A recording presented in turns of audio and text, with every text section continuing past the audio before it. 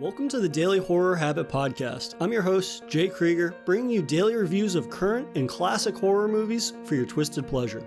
Be aware that these reviews and discussions may include spoilers, and as always, I hope you enjoy. I think a lot of my love of horror comes from the chase.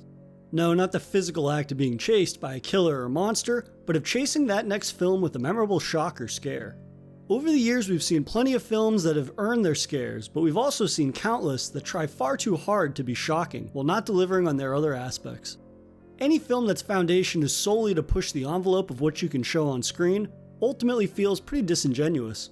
You didn't set out to make a film, rather you were looking for attention. You know the types of films I'm talking about. And to Shudder's The Queen of Black Magic's credit, the film understands this and earning its envelope-pushing scares by intertwining them into a dark family drama.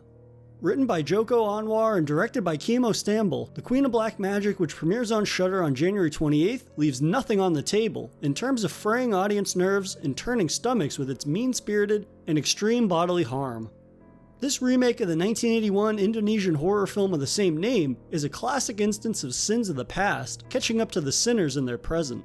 And this particular atonement is going to be one hell of a bloody reunion. The Queen of Black Magic begins with three men's families converging on the orphanage where the men grew up. They arrive to pay their respects to their ailing caretaker who raised them, but soon after arriving, their collective pasts that haunt them catch up with them. As secrets are uncovered, all of the family members fall prey to black magic, threatening to make this family reunion everyone's last. If there's one thing you can't call the Queen of Black Magic, it's derivative.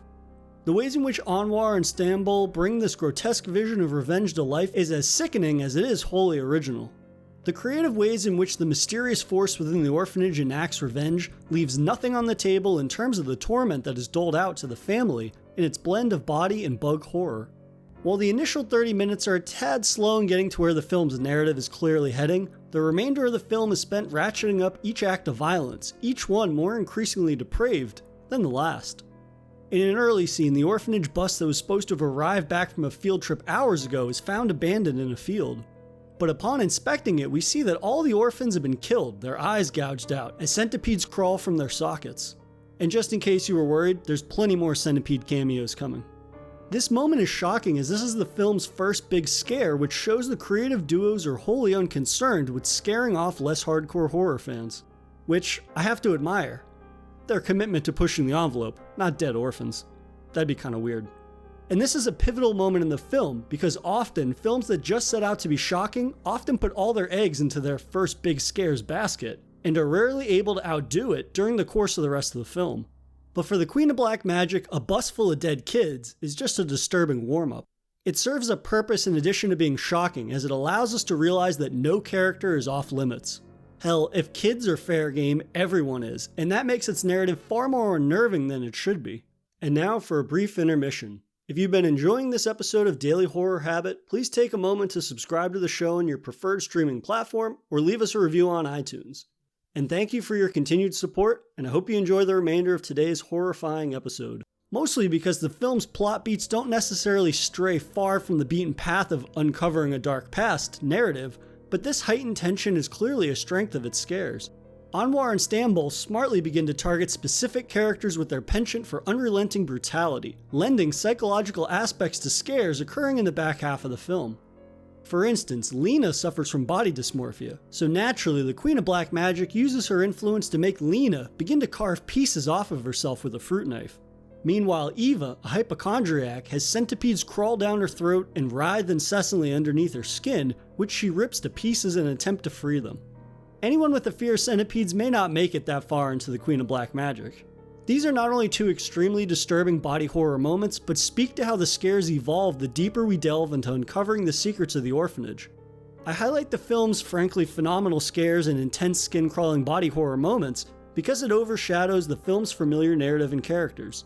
The nefarious past of the orphanage isn't all that far removed from what you might expect, and the clues early on aren't exactly the most well hidden.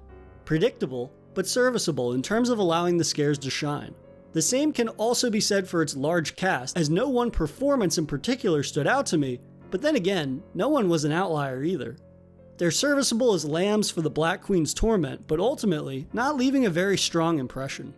I also strangely struggled with the cast size being so large for a haunting film, as it makes it difficult to develop equally strong characters, but at the same time, presents a wider pool of potential Black Queen victims.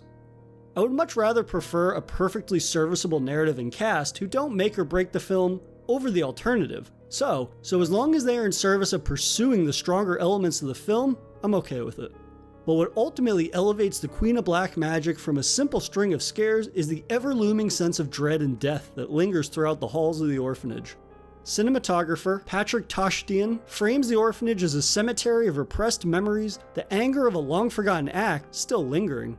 This allows the atmosphere to unsettle long before a scare occurs, which largely elevates the entire film from start to finish. These are the elements that make the Queen of Black magic another Shudder original standout. Praise is often lauded at films for being bold and pushing the envelope in terms of the horror they bring to life, but how often are these genuinely earned? The Queen of Black magic, however, earns these scares with a level of depraved creativity that it will surely make even the most hardcore horror fans feel uncomfortable in their own skin, thanks to its disturbingly striking imagery. So, if you're in need of a new body horror nightmare, check out The Queen of Black Magic when it comes to Shudder on January 28th. And that'll do it for another episode of Daily Horror Habit. I'll see you guys tomorrow with another Daily Horror movie review.